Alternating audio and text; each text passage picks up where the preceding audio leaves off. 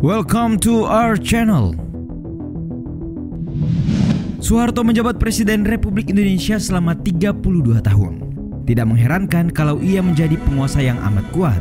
Karena itulah banyak orang yang mendekat kepadanya, atau bisa dibilang datang untuk menjadi murid General Smiling. Tapi beberapa di antara muridnya itu disebut-sebut malah membelot. Siapa saja mereka? Just check it out. Tapi sebelum lanjut, kami ingatkan kembali untuk subscribe channel ini dan aktifkan lonceng notifikasi kamu untuk mendapatkan video edukatif dari Data Fakta.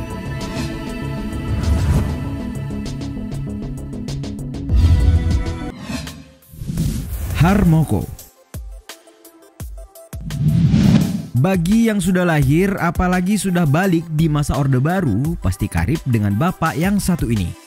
Dahulu di TVRI, bapak ini dikabarkan selalu keliling daerah menyapa masyarakat hingga ke pelosok. Selain sebagai tugasnya di pemerintahan, ia juga menjalankan tugasnya sebagai agen Golkar. Ya, dialah Harmoko, orang dekat Soeharto yang sangat karib dengan media karena dialah yang mengatur tindak tanduk media di masa Orde Baru. Selama Orde Baru, Harmoko yang sempat dipelesetkan namanya menjadi hari-hari omong kosong ini menjabat sebagai Menteri Penerangan. Terakhir, sebelum Orde Baru runtuh, ia menjabat sebagai Ketua MPR RI. Nah, saat menjadi Ketua MPR RI inilah yang disebut-sebut menjadi awal kekecewaan dan kebencian Pak Harto kepada Harmoko. Bagaimana tidak, Harmoko lah orang yang meyakinkan Pak Harto untuk maju lagi dalam pemilu 1997 sebagai presiden. Ini karena, kata Harmoko, masyarakat masih menginginkan Pak Harto. Maka majulah Soeharto untuk kesekian kalinya. Tapi ketika Mei 1998, gelombang yang meminta Soeharto mundur dari kursinya sangat masif. Betapa sakit hatinya Pak Harto karena Harmoko, orang yang meyakinkannya untuk maju, orang kepercayaannya, murid Pak Harto, malah turut meminta sang jenderal untuk mundur.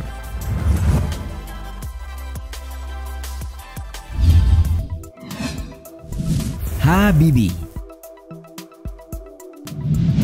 Kalian tahu kan kalau Pak Habibie ini dahulunya bermukim di Jerman? Ya, profesor bidang kedirgantaraan ini baru pulang ke tanah air setelah Soeharto meminta laki-laki kelahiran Parepare tersebut pulang ke Indonesia. Soeharto langsung mempercayakan Habibie untuk menjadi Menteri Riset dan Teknologi atau Menristek. Bahkan Soeharto mempercayakan kursi Wakil Presiden Republik Indonesia kepada Habibie. Tapi kabarnya hingga wafat Pak Harto tidak pernah lagi mau bertemu dengan Habibie. Kalian tahu kenapa? Pak Harto menganggap Habibie membelot. Ini karena Habibie sempat mengatakan dirinya akan mundur jika Soeharto mundur. Tapi nyatanya tidak. Kabarnya Soeharto sudah menunjukkan kekecewaannya terhadap Habibie saat penguasa Orde Baru itu sudah menyatakan akan mengumumkan kemundurannya dari kursi presiden.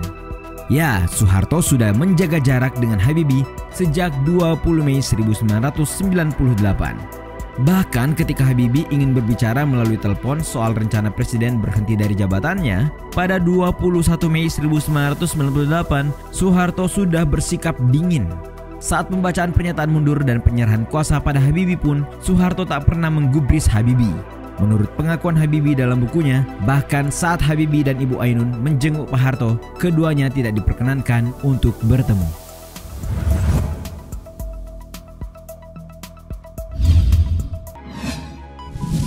Ginanjar Kartasasmita. Masyarakat Indonesia yang sudah dengar Betaria Sonata di tahun 80-an dan Dewa 19 di tahun 90-an juga kayaknya sudah tidak asing lagi dengan nama Ginanjar Kartasasmita. Yap, bapak ini di akhir pemerintahan Orde Baru menjabat sebagai Kepala Bappenas sekaligus Menko Ekuin Kabinet yang dipimpin Jenderal berbintang 5 Soeharto. Tidak berlebihan jika dikatakan kalau Pak GK ini adalah orang kepercayaan Pak Harto. Tapi dia juga membuat Pak Harto kecewa. Bagaimana tidak, Ginanjar Kartasasmita ini adalah salah satu menteri yang mundur saat Soeharto berencana membentuk Dewan Reformasi sekaligus menteri baru dalam Kabinet Reformasi.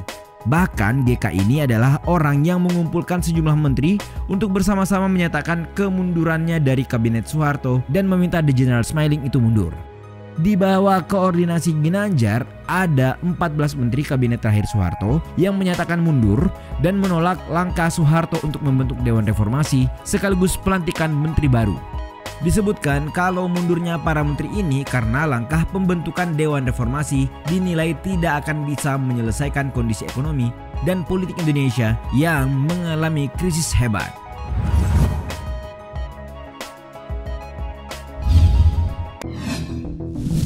Wiranto.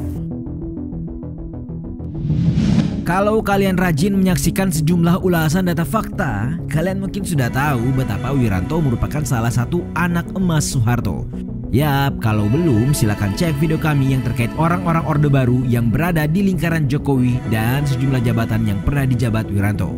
Wiranto ini merupakan mantan ajudan Pak Harto.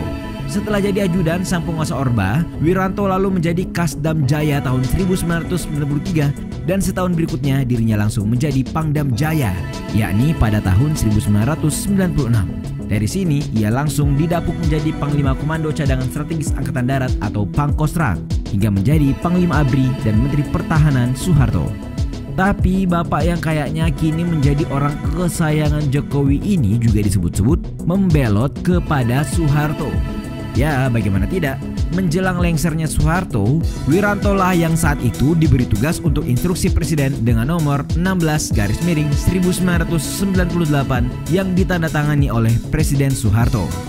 Isi surat perintah atau instruksi itu adalah mengangkat Menhankam atau Panglima ABRI sebagai Panglima Komando Operasi Kewaspadaan dan Keselamatan Nasional. Instruksi itu memungkinkan Wiranto melakukan hal-hal yang dianggap perlu untuk keadaan positif negara. Dan kalian tahu, Wiranto malah meminta Soeharto untuk mundur.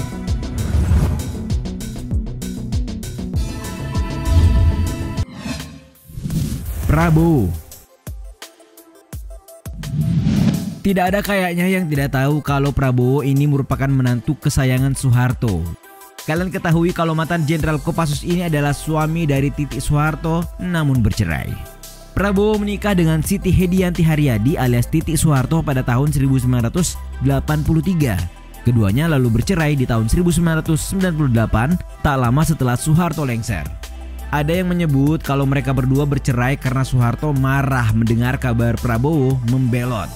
Menurut penjelasan Bondan Winarno, Prabowo Subianto dianggap mengkhianati keluarga Cendana karena dua hal.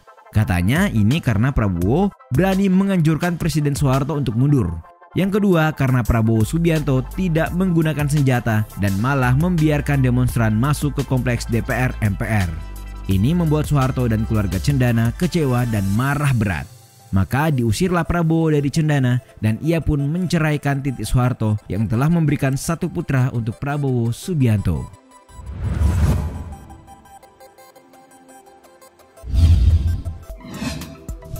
Akbar Tanjung.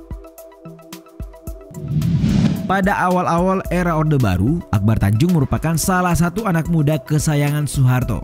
Yap, Akbar Tanjung adalah aktivis muda yang dekat dengan penguasa Orde Baru.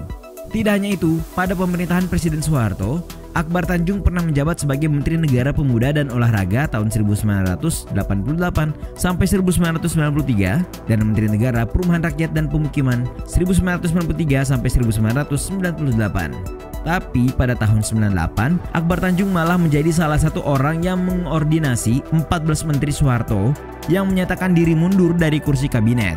Akbar mengakui itu dan berkata begini, pada waktu itu para menteri yang ada dalam pertemuan di Bappenas tersebut sepakat bahwa penyelesaian masalah-masalah yang kita hadapi ini, terutama akibat dari krisis ekonomi itu, tidak lagi bisa diselesaikan semata-mata dengan pendekatan ekonomi, ujar Akbar. Yap, sama dengan kecewa Pak Harto kepada Ganjar, Akbar Tanjung juga disebut-sebut telah menggores hati Pak Harto.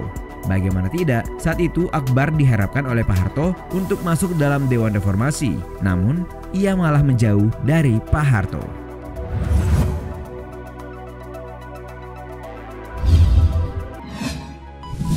A.M. Hendro Priyono. Kalau A.M. Hendro Priyono ini merupakan salah satu menteri yang juga bisa dibilang orang kepercayaan Pak Harto. Ya, petinggi ABRI yang belakangan diketahui dekat dengan Prabowo ini juga berasal dari TNI atau ABRI. Di era Soeharto, A.M. Hendro Priyono sempat menjadi Menteri Transmigrasi dan Pemukiman Perambah Hutan. Tapi bersama Akbar Tanjung dan Ginanjar Kartasasmita, ia ikut mengundurkan diri dari jabatannya pada masa pemerintahan Presiden Soeharto. Ia juga sekaligus menolak untuk dimasukkan ke dalam kabinet yang baru akan dibentuk oleh Soeharto dengan nama Kabinet Reformasi. Menteri lainnya yang juga ikut mundur adalah Rahmadi Bambang Somahijo sebagai Menteri Pekerjaan Umum, Rahardi Ramlan sebagai Menteri Negara, Riset dan Teknologi, serta Subiakto Cakrawardaya sebagai Menteri Koperasi dan Pembinaan Pengusaha Kecil. Itulah tadi sejumlah nama orang-orang atau murid-murid Presiden Soeharto yang belakangan malah membelot dari sang jenderal. Bagaimana pendapatmu?